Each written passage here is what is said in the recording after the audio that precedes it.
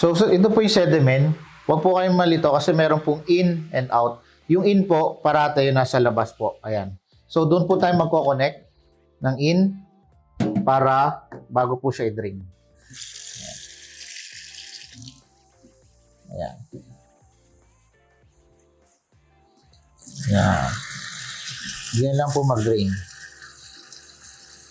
Ayan. Ito po ang pre-carbon. Ito po yung dapat na sinosolo sa pag-drain kasi mostly nandito po yung carbon black. So, unang lalabas po is kulay itim. Pero bago po yun, kailangan nyo po tanggalin to kasi kailangan natin takpan dahil po sa pressure. So, pag natanggal nyo na po, connect nyo lang po ulit. Tapos, takpan nyo po itong dulo, yung out. Then, on nyo lang po yung faucet nyo. Ayan. Tapos, i-shake nyo lang po siya.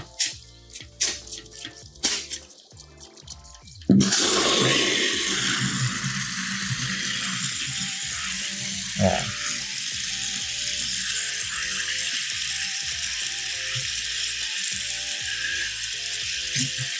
Cover.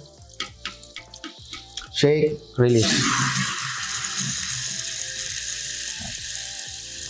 Cover. Shake. Hanggang mawala po yung itim. Release. Ayan. Pag nawala na po, clear na, pwede nyo na po ulit patayin. Ayan. Dito naman po tayo sa UF membrane. So, plug nyo lang po ulit yung main, then on nyo lang po. Wala po kayong kailangan takpan.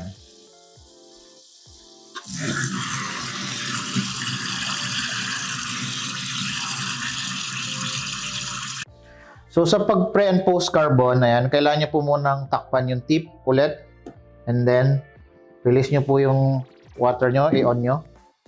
Ayan. Tapos, shake nyo po.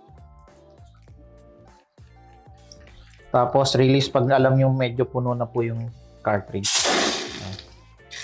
Ayan. Ayan. Tapos po, cover ulit. Ayan. Tapos release.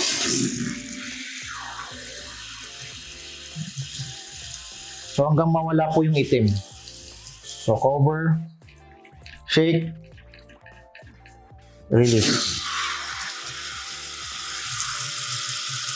Ayan. Then off sa source. So pag sa neutralizer naman po, yung in niya sa baba, out niya sa taas. So pasok nyo lang po ulit yung source sa baba, then on nyo lang po ulit.